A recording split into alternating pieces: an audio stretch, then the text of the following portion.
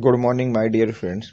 आज की इस क्लास में हम लोग क्लास 12th केमिस्ट्री के ऑल इम्पॉर्टेंट ऑब्जेक्टिव टाइप्स के क्वेश्चनों को कवर अप करेंगे कि जो आपको बोर्ड के एग्जाम की प्रिपरेशन के लिए काफ़ी हेल्पफुल होंगे।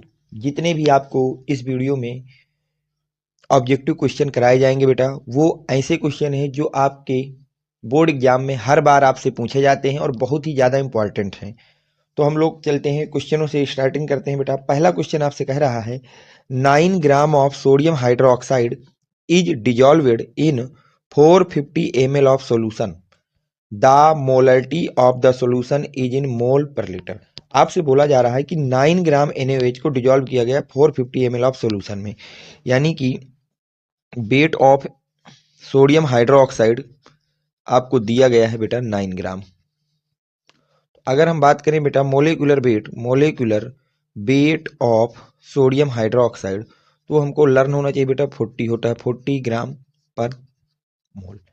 अब अगर हम बात करें मोल ऑफ NaOH की, किसकी बात करें बेटा? मोल ऑफ सोडियम हाइड्रोक्साइड, और ये आपका सोलूट होगा। क्या होगा बेटा? सोलूट। याद रखिएगा बेटा, इसको ब्रैकेट में सोलूट लिख दीजिए, तो वो आपके पास हो जाएगा। मोल का फार्मूला बोलता है बेटा wait of sodium hydroxide, wait of sodium hydroxide, वो भी वेट होना चाहिए इन ग्राम बेटा। किसमें होना चाहिए? In gram, divide by molecular weight of sodium hydroxide. ये तो फार्मूला हो गया। तो अब जब वैल्यू पुट करेंगे बेटा तो 9/40 हो जाएगा। कितना हो जाएगा? 9/40। अब इसको यहाँ मोल हो गया। अब आगे क्वेश्चन को ध्यान से पढ़िए, तो इसमें दिया गया है बेटा volume of solution 450 ml। Volume of solution आपको दिया गया है 450 ml। कितना दिया गया बेटा? 450 ml। तो हम लोग लिखेंगे volume of solution, volume of solution, volume of solution आपको दिया गया बेटा 450 ml। याद रखिए वॉल्यूम सोल्यूशन का हमेशा लीटर में होना चाहिए बेटा। किस में होना चाहिए? लीटर में। और ml की जगह अगर आपको लीटर लिखना हो, कितना लिखना हो बेटा? तो ml जो होता है लीटर बाई 1000 के इक्वल होता है।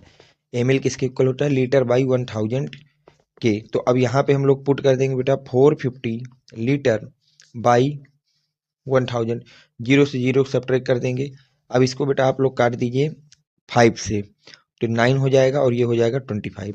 बस अब यहाँ से सुन, अब हम लोग फार्मूला अप्लाई कर देंगे मोलरिटी का। किसका बेटा? मोलरिटी का। मोलरिटी इक्वल टू होता है mole of solute, mole of solute, mole of solute, mole of solute divide by volume of solution, volume of solution. वो भी बेटा किसमें? In litre. Volume of solution है वो भी किसमें होना चाहिए? In litre. ये आपका फार्मूला होता है, फार्मूला होता है mole of solute divide by volume of solution. तो मोल ऑफ सोल्यूट की बात की जाए तो वो आया है 9/14 और वॉल्यूम होता है 9/25। तो जब वैल्यू पुट करेंगे बेटा तो मोल की जगह हो जाएगा 9/40 और वॉल्यूम की जगह हो जाएगा 9/25। ये बेटा ऊपर जाएगा और ये नंबर यहाँ जाएगा, तो इसको लिखा जा सकता है 9 × 25 डिवाइड बाई 40 × 9। तो 9 से 9 को सब्ट्रैक्ट कर देंगे बेटा, 5 से इसको काटिए, 5 5 जो 25 और 5 8 जा 40, तो ये हो जाएगा। अब इसको 8 से काटेंगे तो बेटा जाएगा 0.6 टाइम जाएगा बेटा। कितने टाइम जाएगा? 6 टाइम जाएगा और फिर जाएगा 2 टाइम्स, तो इतने मोल पर लीटर, मोल पर लीटर। तो मोलरिटी आ गई 0.62। कितनी आ गई बेटा? 0.62 आ गई। तो ऑप्शन नंबर देखिए, पहला ऑप्शन कह रहा है 0.4, नेक्स्ट कह रहा है 0.5, नेक्स्ट कह रहा है 0.38 और नेक्स्ट कह रहा है 0.62। तो आपका ऑप्शन नंबर डी करेक्ट हो जाएगा। कौन सा बेटा? ऑप्शन नंबर डी आपका करेक्ट हो जाएगा।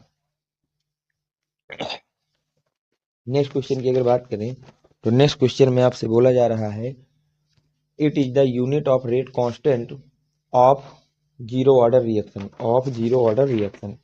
अब देखिए इसको कैसे पुटअप करेंगे बेटा। आपसे यूनिट पूछी जा रही है रेट कांस्टेंट की for a zero order reaction. तो हम लोग अगर बात करें unit of rate constant, unit of rate constant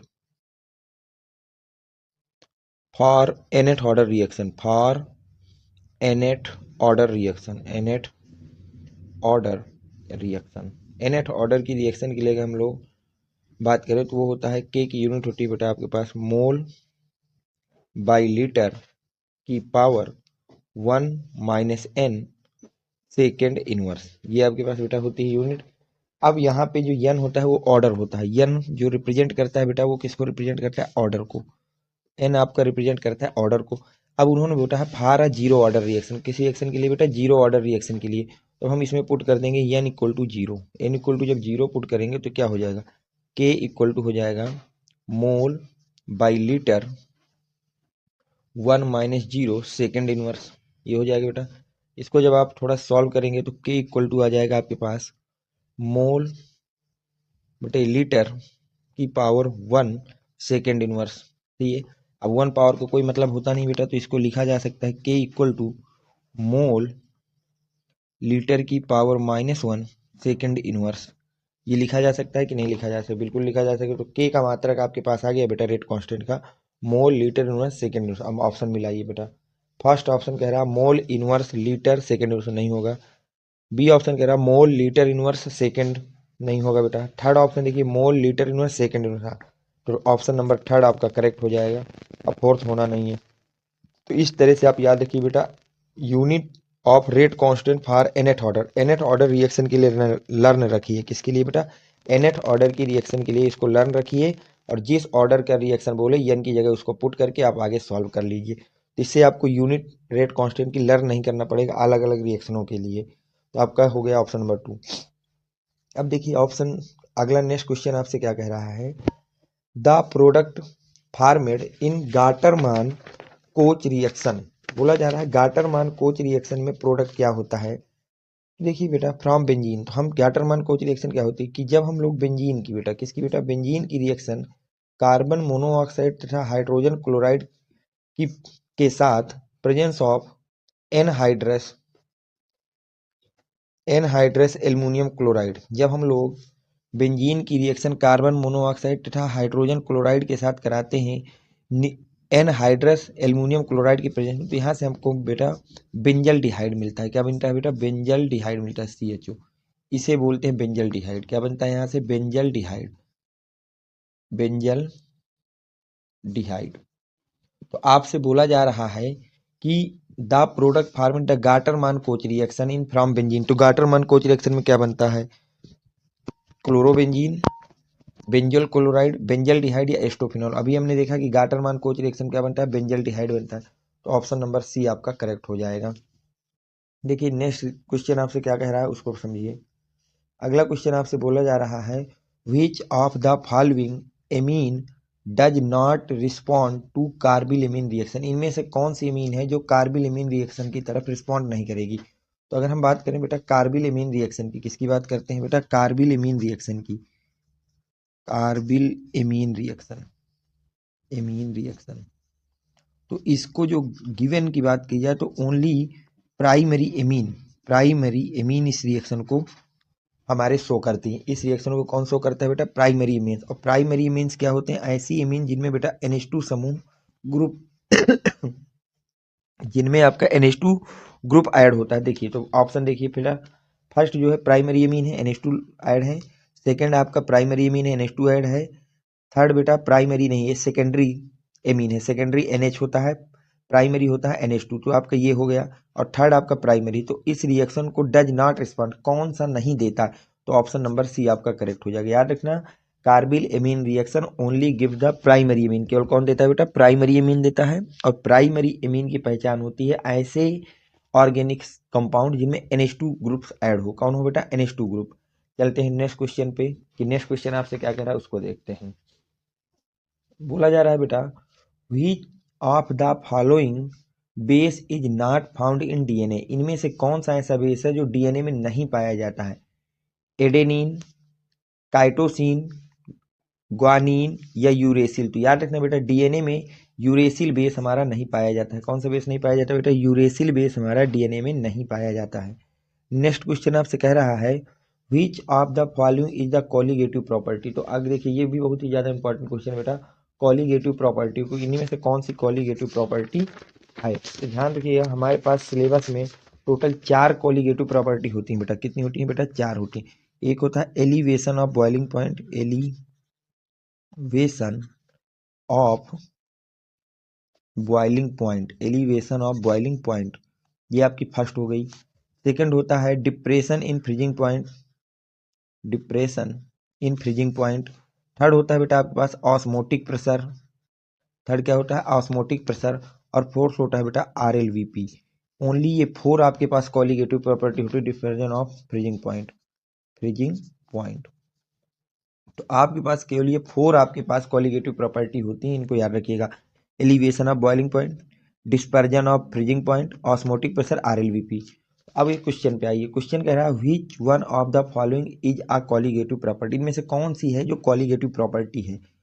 optical rotation बिल्कुल नहीं, सरफेस टेंशन बिल्कुल नहीं, ऑस्मोटिक प्रेशर हाँ ये हमारी कॉलिगेटिव प्रॉपर्टी होती है, विस्कोसिटी नहीं होती। तो आपसे पूछा गया कौन सी कॉलिगेटिव प्रॉपर्टी है, तो ऑप्शन नंबर सी हमारा करेक्ट हो जाएगा। देखिए नेक्स्ट क्वेश्चन की बात करें तो नेक्स्ट क्वेश्चन आपसे कह रहा है which of the following is a zero order reaction. देखिए जीरो ऑर्डर रिएक्शन के लिए मैं आपको ट्रिक बता देता हूँ। जिन भी रिएक्शनों में बेटा एच म्यू लिखा हो, क्या लिखा हो बेटा एच म्यू, वो हमारी पास होती है zero order reaction. Zero order reaction वो हमारे पास क्या होती है बेटा, जीरो ऑर्डर रिएक्शन होती है। जिन रिएक्शनों में एच म्यू का साइन बना हो उनको हम लोग बोलते हैं जीरो ऑर्डर रिएक्शन। तो देखिए बेटा इनमें से एच म्यू का चिन्ह हमारे पास थर्ड ऑप्शन में बना है, तो ये हमारी जीरो ऑर्डर रिएक्शन हो गई। चलिए बेटा नेक्स्ट क्वेश्चन की अगर मैं बात करूं, नेक्स्ट क्वेश्चन आपसे कह रहा है हाउ मैनी प्राइमरी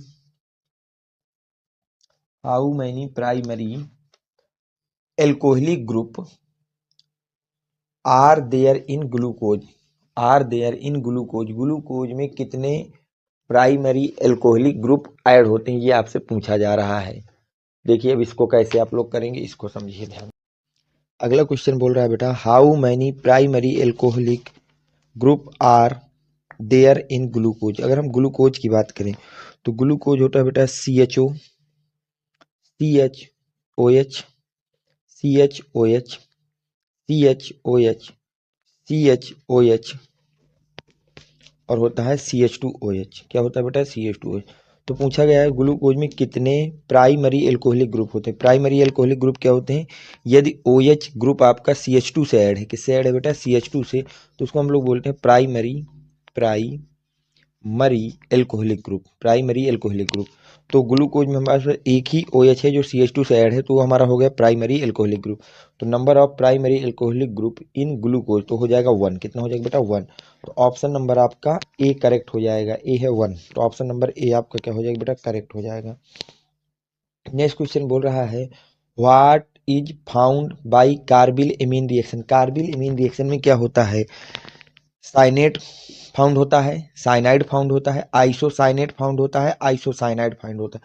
तो याद रखना बेटा कार्बिल एमीन रिएक्शन में आइसोसाइनाइड फाउंड होता है। क्या फाउंड होता है बेटा, आइसोसाइनाइड को फाउंड किया जाता है कार्बिल एमीन रिएक्शन में, आइसोसाइनाइड को फाउंड किया जाता है। तो ये आज की क्लास के वेरी वेरी मोस्ट इंपॉर्टेंट कुछ ऑब्जेक्टिव क्वेश्चन थे जो आपको कराए गए हैं। उम्मीद करता हूँ कि ये सारे क्वेश्चन आपके समझ में आए होंगे। अगर इनमें से किसी भी क्वेश्चन में आपको किसी भी तरह का डाउट है तो आप कमेंट सेक्शन पे अपना डाउट लिख करके मुझसे पूछ सकते हैं। जो भी बच्चे अभी तक हमारे टेलीग्राम चैनल से नहीं जुड़े हैं वो बच्चे 7880960882 ये मेरा व्हाट्सएप नंबर है, इस नंबर पे अपना नेम, क्लास का नेम और डिस्ट्रिक्ट का नेम लिख करके मुझे प्रोवाइड करा देंगे। हम आपको वहाँ से टेलीग्राम चैनल में ऐड करा देंगे। इसके बाद जिन भी बच्चों को यूपी बोर्ड इंग्लिश मीडियम से related notes, previous year question, model paper या मॉडल पेपर विथ सॉल्यूशन, कुछ भी अगर आपको इनमें से चाहिए, क्वेश्चन बैंक चाहिए, मॉडल पेपर चाहिए, मॉडल पेपर विथ सॉल्यूशन चाहिए, प्रीवियस ईयर क्वेश्चन चाहिए, तो आप इसी नंबर पे मुझसे कांटेक्ट कर सकते हैं व्हाट्सएप के थ्रू और आपको वहाँ से आपकी जो भी इंक्वायरी होगी उसको प्रोवाइड कराया जाएगा। उम्मीद करता हूँ कि ये वीडियो आपको पसंद आया होगा, तो वीडियो को लाइक करें, चैनल को सब्सक्राइब करें। Thanks for watching, next video coming soon.